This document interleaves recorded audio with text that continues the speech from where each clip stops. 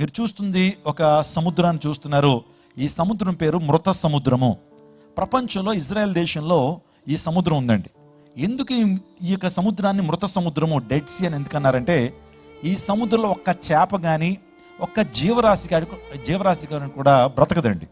ఇది ఒక ప్రత్యేకమైన సముద్రం. ప్రపంచంలో చాలా సముద్రాలు ఉన్నాయి, కానీ ఈ సముద్రంలో ఒక్క జీవరాశి కూడా బ్రతకదు. ఇంకొకటి, ఈ సముద్రానికి ఉన్న ప్రత్యేకత ఏంటంటే, ఈ సముద్రంలో సాంద్రత ఎక్కువ. డెన్సిటీ అంటారు. ఆ సాంద్రత ఎక్కువ అవటం వల్ల ఏ ఒక్కరు కూడా ఈ సముద్రంలో మునగరండి. నీకు ఈత రాకపోయినా ఈ సముద్రంలో చక్కగా జలకాటాలు ఆడచ్చు, చక్కగా ఈత కొట్టచ్చు. మీరు మునుగుదాం అనుకున్న ఈ యొక్క మృత సముద్రంలో మీరు మునగలేరు. అర్థమవుతుందండి? ఒక విచిత్రమైనటువంటి సముద్రం. నేను కూడా ఈ సముద్రంలో చాలా సందర్భాల్లో నేను వెళ్ళాను. ఈ సముద్రంలో నేను కూడా స్నానం చేశాను. ఈ సముద్రం ప్రక్కన ఉన్నటువంటి ఆ మట్టి ఏదైతే ఉంటుందో దాన్ని ఇలా పూసుకుని అందరూ దానిలో స్నానం చేస్తుంటారు. ఎందుకంటే ఆ మట్టిలో నిజంగా చాలా చాలా సాంద్రత ఉండటం ద్వారా చాలా ఔషధ లక్షణాలు ఉన్నాయట ఆ మట్టిలో. అందుని బట్టి చర్మ వ్యాధులు ఎవరైనా ఉన్నట్లయితే చివరిసారిగా అక్కడికి వెళ్ళి అక్కడ స్నానం చేస్తే చర్మ వ్యాధులు పోతాయని చాలామంది భావిస్తుంటారు. ఈ డెడ్ సీ గురించి ఇజ్రాయెల్ దేశంలో ఈ డెడ్ సీ ఉంది.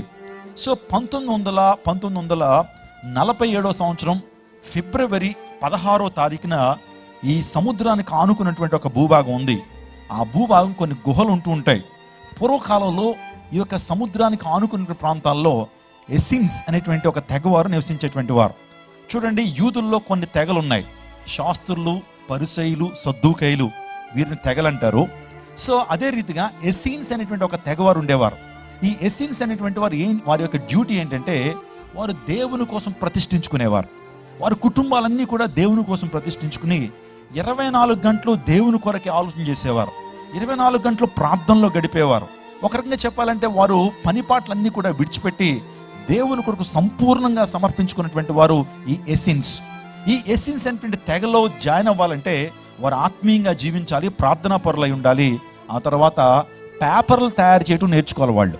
అంటే వీళ్ళు ఏం చేస్తారంటే, ఎసిన్స్ అనేటువంటి తెగవారు ఏం చేస్తారంటే దేవుని వాక్యాన్ని రాస్తూ ఉంటారు. దేవుని వాక్యాన్ని మనం పాత నిబంధనలు ఉన్నటువంటి యెషయా గ్రంథం కావచ్చు, ఇర్మియా గ్రంథం కావచ్చు, దేవుని వాక్యాన్ని మీరు కాపీ చేస్తూ ఉంటారు. రాసేటువంటి వారు వీరే. అంటే మీరు చూడండి, ఇప్పుడైతే మనందరి దగ్గర పరిశుద్ధ గ్రంథాలు ఉన్నాయి, మనకు కావాలంటే వెళ్ళి కొనేసుకుంటున్నాం. ఆ టైంలో పేపర్ లేదు, ఆ టైంలో ప్రింటింగ్ మిషన్ లేవు. అప్పుడు ఏం చేసేవారంటే, ఒకళ్ళ దగ్గర ఒక బైబిల్ ఉందనుకోండి, మళ్ళీ ఇంకొక కాపీ చేసేవారు. మరలా వాళ్ళు ఏం చేసేవారు, ఇంకో కాపీ చేసేటువంటి వారు. అలా ఈ ఎసిన్స్ అనేటువంటి వారు బైబిల్ని మరలా రాస్తూ అనేక మందికి ఇస్తూ ఉండేటువంటి వారు. సో అలాంటి ఎసిన్స్ ఈ ఈ యొక్క మృత సముద్రానికి ఆనుకున్నటువంటి ఆ ప్రాంతంలో నివసించేటువంటి వారు. సో బాప్తిసం ఇచ్చి యోహాను కూడా ఈ తెగవాడే అని చాలా మంది బైబిల్ పండితులు చెప్తూ ఉంటారు. వాస్తవానికి ఒక వ్యక్తి అట ఈ ఎసిన్స్ గ్రూప్లోంచి బయటకు వచ్చాడట. బయటకు వచ్చి మరలా వారిలో కలవలేదంట. అంటే మీరు ఆలోచన చేయండి, ఒక నిర్మానుష్యమైన ప్రాంతంలో ఈ యొక్క మృత సముద్రానికి ఆనుకున్న ప్రాంతంలో వారు ఉంటారు. చాలా మంది అంటారు, ఆ ఎసిన్స్ అనేటువంటి ఆ గ్రూప్లోంచే బాప్తిసం ఇచ్చి యోహాను వచ్చి దేవుని కొరకు రోషం కలిగి బ్రతికాడని బైబిల్ పండితులు అంటూ ఉంటారు. ఎసిన్స్ అనేటువంటి వారు అక్కడ నివసించేటువంటి వారు బైబిల్ గ్రంథాలని రాస్తుండేటువంటి వారు, దేవుని లేఖనాలని కాపీ చేస్తుండేటువంటి వారు. సో 1947 సంవత్సరం ఫిబ్రవరి 16వ తారీఖున మహమ్మద్ ఎదీబ్ అనేటువంటి ఒక మేకలు కాసుకునేటువంటి వ్యక్తి, గొర్రెలు కాసుకునేటువంటి వ్యక్తి తన గొర్రెలన్నింటినీ కూడా ఆ ప్రాంతాన్ని తీసుకెళ్తే అక్కడ కొన్ని గుహల్లా కనిపించినప్పుడు మరి ఆడుకోవడానికి ఇసిరాడో, తన గొర్రె తప్పిపోయినందుకు ఇసిరాడో మనకు తెలియదు. రాయి లోపలికి ఇసిరగానే ఆ రాయి వెళ్ళి ఒక కొండకు తగిలినట్లుగా శబ్దం వచ్చింది. కొండను కొడితే శబ్దం వస్తుంది కదా, కొండ పగిలినట్టు శబ్దం వస్తుంది కదా, అలాగే ఒక శబ్దం వచ్చిందండి. శబ్దం వస్తే అనుకున్నాడు, ఇంకా లోపల ఉన్నాయి లంకి బిందులు అనుకుంటా, ఎప్పుడో పురాతన కాలం లాంటి బిందులు లోపల ఉన్నాయి, ఈ కుండల లోపలనని చెప్పి లోపలికి వెళ్ళి నిజంగా అక్కడ 12 కుండలు ఆ వ్యక్తి చూస్తాడు. మీరు చూస్తున్నారు స్క్రీన్లో ఆ 12 కుండలు ఈ లెఫ్ట్ సైడ్లో ఉన్నాయి కదండి. అలాంటి కుండలు ఆ వ్యక్తి కనిపించగానే ఇంతకీ ఎంత ఆశ్చర్యపోయాడో.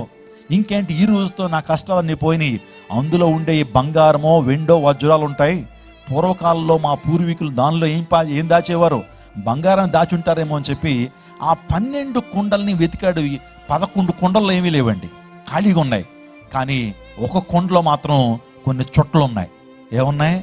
చుట్టలు అంటే తాగే చుట్టలు కాదు, ఆ చుట్టలు ఏంటంటే పుస్తకపు చుట్టలు, దాన్నే స్క్రాల్స్ అంటారు. మీరు చూస్తున్నారు కదండి, మీకు చూస్తున్నారు చుట్టేసినటువంటి ఒక తాళపత్రాల్లాగా లేకపోతే కొన్ని గ్రంథాల్లాగా కనపడతా ఉన్నాయి చూసారా, అవి లభించినాయి. అదేంటి, ఇక్కడ ఏదో బంగారం ఉంటుంది అనుకున్నాను, వజ్రాలు ఉంటాయి అనుకున్నాను, కానీ ఈ కొండలు ఏమున్నాయి, కొన్ని వ్రాతప్రతులు ఉన్నాయి ఏంటి అని చెప్పి ఇంటికి తీసుకొచ్చేసి చాలా డిసప్పాయింట్ అయిపోయాడు.